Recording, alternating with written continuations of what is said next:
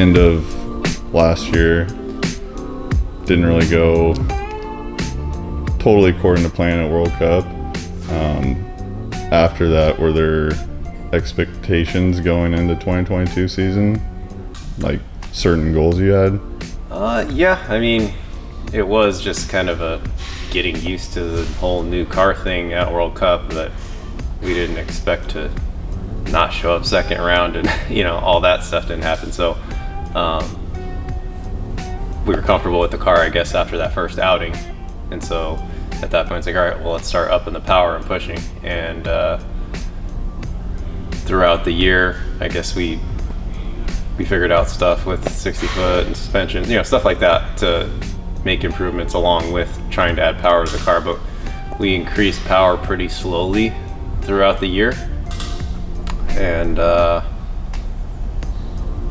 guess we really quickly made a jump down 7.1, 7.0. It happened, I guess, faster than we thought it would, and with a lot less power than we thought we were going to need.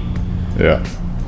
So that was a little bit of a surprise.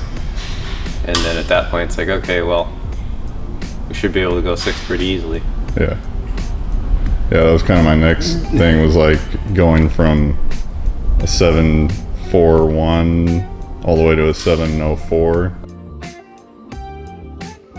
That seems like a pretty quick few months.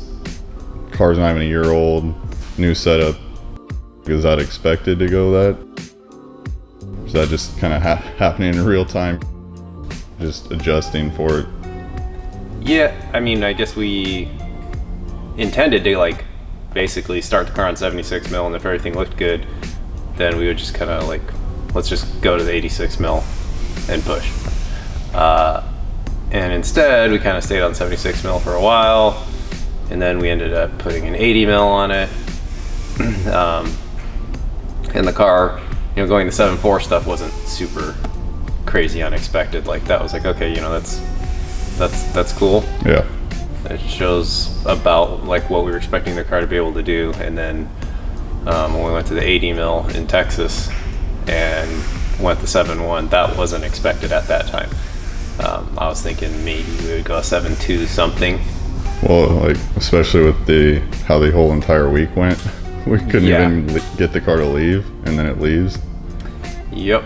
Yeah, that was, it was very frustrating. Yeah, and we thought we were gonna basically use that event to collect a lot of data and just start soft and just make pass after pass after pass and slowly up it, and instead couldn't get the car to leave. Yeah. So that was especially shocking to finally have it leave, and then on that pass go all the way to a 7.1 was extremely shocking. It was a great pass, but it was just sometimes it works that way, I guess. You have everything figured out on paper and what you think the car could do on a great pass, and nothing works, and then all of a sudden you figure out the one thing that you had wrong all along, and all of it comes together in a way that you didn't even expect it to. Yeah. It's kind of what happened. Yeah. Since this is such a new car, how's your relationship with it? As a tuner and a driver, do you get in and you're okay, this, things keep changing, or is it you're fully one with it type of thing already? Yeah, I would say that I'm really, really comfortable in the car in a very short time frame. Part of that was that we spent a lot of time when the car was getting built, and Tom had it at NRG still working on it, that we decided, that we were going to run a really safe seat in the car, that I was going to go there, spend time placing myself, the seat position, the pedal relationship, the steering wheel, all of that stuff to make sure that it felt natural and right, especially with our goals for the car. I did not want to drive something where something felt awkward and uncomfortable, and that happens a lot if you hop into somebody else's race car, for instance. Yeah. Usually it feels not right. So that was really important, and because of that, the car felt pretty natural pretty quickly, and I was able to get a good amount of seat time this year. So I'm 1000% comfortable in the car now, just like the old Outlaw car. And yeah, I mean, I guess you could say it's started to feel slow. That whole thing that happens when you've made enough hits in a car, it doesn't do anything that you don't expect. Yeah. I don't have to think anymore. So since there's no thought and it's all become automated and robotic, now it doesn't necessarily feel fast, other than I can tell differences in power level up top more than anything. So rolling into that, then power level on the 6-second pass, initially thought charge piping. Yeah. What was the story with that? So like in that instance, 1320 was doing a video, and they came out and asked me what happened, like right as I was getting out of the car. I didn't know for sure at that point. The run felt great, felt really strong. Everything felt, I guess, a little better than normal, other than the 60 foot, which was off all weekend at World Cup. I mean, the car consistently cuts 118s at home, and like at home a 120 would be like really bad. And that whole weekend at World Cup, we were pretty much 121, 122. I think the last pass of the night, I think we finally went to 120. But all in all, the pass felt really good. And then I was happy in the seat when I clicked fourth, and it felt strong all the way out, cleared the 1,000-foot mark. I felt like that was the 6-second pass. And I was just totally shocked when it just seemed to kick the ass end of the car up into the air and shut off. And I just hit the clutch and steered through the bounce, basically. And it was still idling and running happy. And it's like, I have no idea what happened, but I guess my head just went to, well, I figure a charge pipe blew off or something, because it kind of feels that same way when you blow a charge pipe. You go from 2,000 horse to 100 horse real quick, right? So it feels like you dropped an anchor. So that was my initial thought behind it when it happened. Turns out it wasn't that, but I almost would have rather have been a charge pipe. And what was it specifically? We just had some electrical noise coming through a couple channels, so the ground speed was just real choppy, reading all over, and a lot of stuff's controlled off ground speed. So there was it basically was thinking that there was a lot of slip going on front to rear, so there was a couple traction control events, I think once in third and twice in fourth, where it yanked a couple degrees of timing out, and it shouldn't have. And then finally enough noise came through on the strain gauge channel where it triggered a cut and thought I was pulling, even though both hands were on the steering wheel. So it just shut everything down. And at that speed, the weight transfers, it's too violent, too much, and it just knocked all the wind out of it. But yeah, I mean, overall, everything was great on that pass. It wasn't like kill, but it was turned up. Yeah. It was on turbo alone. That was probably 90% of what the car has. And to go 170 point something at the 8th, I just kind of shows that, because the rest of the event turned down 150, 200 horsepower, and the car was going like 165, 160, about 165, I want to say, to the 8th every pass after that. But yeah, everything was looking real good. So that should have been a 6.8 something. Yeah. I think in my calibration notes, I think I wrote something like 685 or 687 at around 210 to 212 was what I was predicting, and looking at the log, that's what I believe it would have been. Let's just say a 687 at 212. And I remember from one of the morning meetings we had at the track, and the game plan was like, Outlaw cars, we're just looking for the 6, is what it seemed like, what Kevin was saying. But if we keep going in the rounds for elimination, then great, but didn't really seem too sure of that. So that whole elimination is like, were you just, wow, this is really, it's turning out quite good. Yeah, it was just a different mindset, I guess. Like after the 6 happened, I should have been super happy, because we've been so close so many times. I actually wasn't in the moment. I was frustrated that something happened again. I was pumped that it won a 691 with that happening, but was pretty bummed. And it's like, all right, well, let's go ahead and just try to run it back down, but actually spray it this time, because we know it'll go 680. So let's spray it, run a 670, right? Let's do all that. Then basically, it's always something, I guess. Like, that's how it goes. Like, it was actually quicker to the 330 on that next pass on the nitrous, and then the oil pressure sensor failed and triggered a warning alarm on the dash right at about the same exact time that I was supposed to make the 3/4 shift. I pulled through, so basically it was spraying when I pulled, and you can't do that, and it kicked the rods out of the motor. So that ended that, and at that point, I'm just kind of looking back at it going, okay, well, we've kind of shown what the car's going to do, what it can do, and instead of trying for more, I guess trying to run a new record and go as fast as we can on eliminations day, it's like, well, at this point we ran the 6, we got that out of the way, that feels good. Let's just change our mindset completely to going rounds and trying to win this thing. Just switch to race mode, because I don't care so much about trying to run the record time there after we went the 6.9, just because there's some other things I want to address on the car too.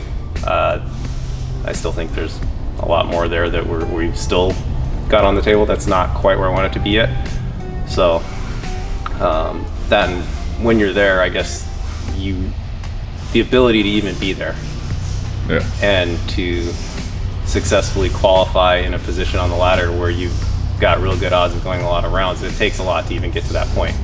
So you don't want to throw that all away for nothing just because you want to run a time, right? So it's like, well, let's just do the other thing.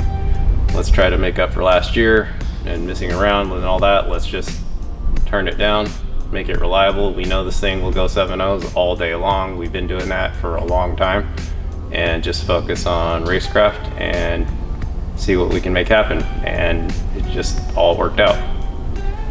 So that was really cool. And what were your feelings on the finals being a bye? That's not, I guess, not how I would like it to go down. All day long, I was hoping that we would. Grubworm was on the other end of the ladder. That is by far my favorite car, H-pattern car ever. It's just, I don't know, everything about watching that car run, how it looks, how it sounds, it's just incredible. And I was really hoping that we would run him in the final, and then that would also give me an opportunity to say, all right, we're gonna throw kill tune in it, put nitrous back on it, and just send it, because that's what it would take to have a chance against him.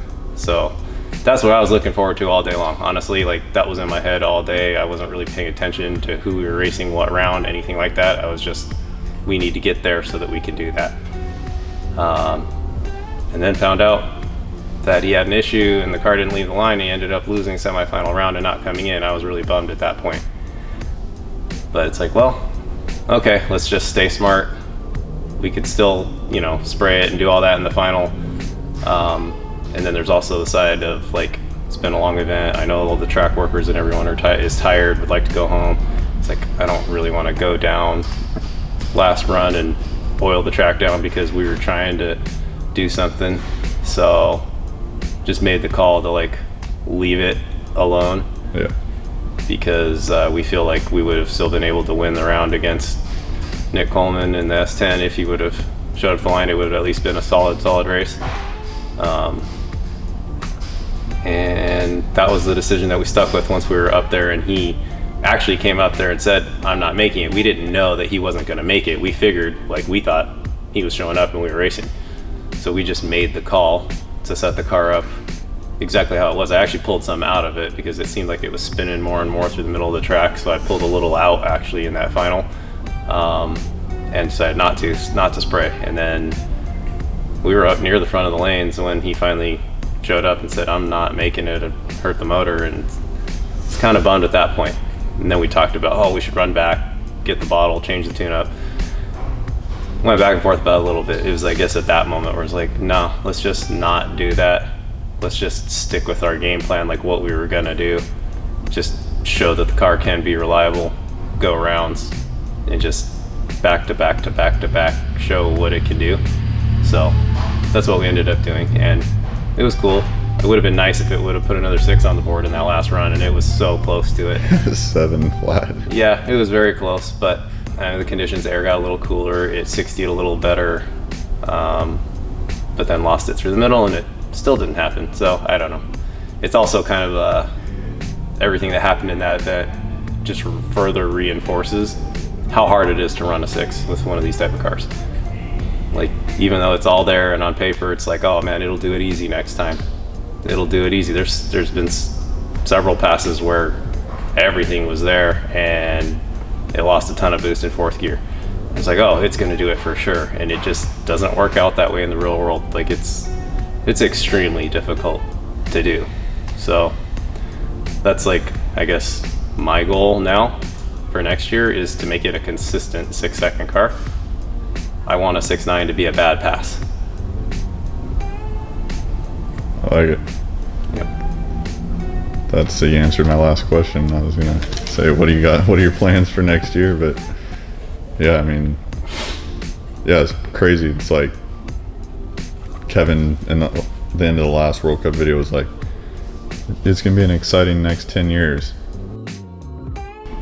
It hasn't even been barely a year, and you already made like a crazy jump.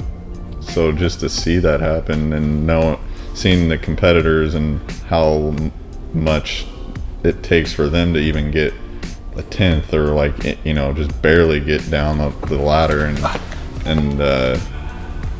yeah, it just shows, like, especially you have to be able to show up, number one.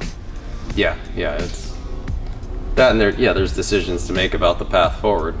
Like, is this still recording? Yeah. Do you want to just, okay. Yeah. Like, do we continue on 24.5s? Because that's the other part of this that I'm not sure anybody was in tune with other than us. But, like, I really wanted to try to go the 6 on 24.5s because it's a lot harder to do than on 26s. Like, at this power level, we are very much struggling for traction. So it feels really good to have accomplished that, but same thing, just looking at the data, and it's like, man, we can still go a lot faster on 24.5s. Maybe not consistently run a 6. That whole thing about wanting to be able to run a 6.9 on bad passes, I think that's going to be a lot harder on 24.5s because the prep has to be there, the track has to be right for it to hold it. So that's kind of a decision, is like, do we go ahead and move it to 26s, and because that's eventually where it should end up. So do we just make that move, or do we continue down this path a little more and get a little more of what I think is left on the table before making that transition? And then there's also the discussion of putting the sequential trans back in the car. Yeah. Because ultimately, I guess we kind of figured last year, once we first ran the Car World Cup, that we were gonna switch it over to 26s, and the sequential trans would be in it by this last race. Yeah. And instead we didn't do that, and we were able to go farther than we thought with. What was that like, as being someone who's so competitive, and like, to me it feels like you would want to go as literally as far as you could with an H pattern until you're, or that's what it seems like you would, from my side, like you would want to be like, I'm gonna get every little ounce out of this, just so I know that I didn't just give up because I wanted to go the new big bad, item. That is definitely part of it. It's like, I don't really like the easy button. Like, you have it, it's available, and but at the same time, it's like, I also know there's a lot left with what we currently are running, and it's really hard to let that go and just go ahead and move forward, because we know we'll end up there, because I guess we've been doing this for a long time, and early on I probably would have been the other mindset. We just need to go as fast as possible, as quick as possible. But now it's more about the journey and what we can learn along the way, and there's definitely more to be learned and figured out with the H pattern before we go to the sequential. And I'm super excited about that too, and that's also something that's like, I like having that there in the back of my mind and knowing that that's something to look forward to down the road. And when we do, it's going to be awesome. But until then, like, there has to be a point where I feel like we're fighting for crumbs that I don't care that much about anymore in order to make that move. Yeah. That, and it does take you out of the whole stick shift class thing, which is... Like, what class would that put you in then? I believe, like, at World Cup, we would have to go to Street Fighter, which is totally fine.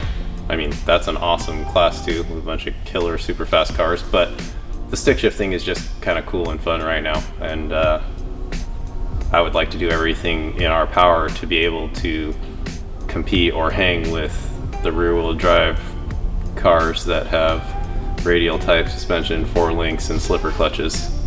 This all stuff that we don't have. It's harder in order for us to try to hang with them, and that challenge is always fun. I don't know, I just like being in that position of hunting and chasing a goal that seems impossible, but I know it's not. And if we just keep working at it, we'll be able to do things that we didn't really think were possible. Just doing that for a lot of years, it's like, yeah, you just never know where the ceiling is, so you kind of can't put a ceiling on anything, and if you do, you're just limiting yourself. So I don't really know right now what exactly we want to do at this point, because I do want to make progress at the same time. I don't want to just keep running 7.0s with a random 6.9 here and there. At this point, we've done enough of that, ready to move forward. Yeah. So I have a game plan for some other changes to the car that I think will accomplish that on small tire.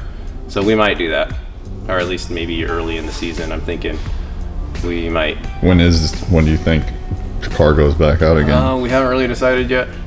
Like, there's a I mean, possibility. obviously weather, but yeah, we could like travel to Bakersfield or something maybe in February if we wanted to get on the track as early as possible.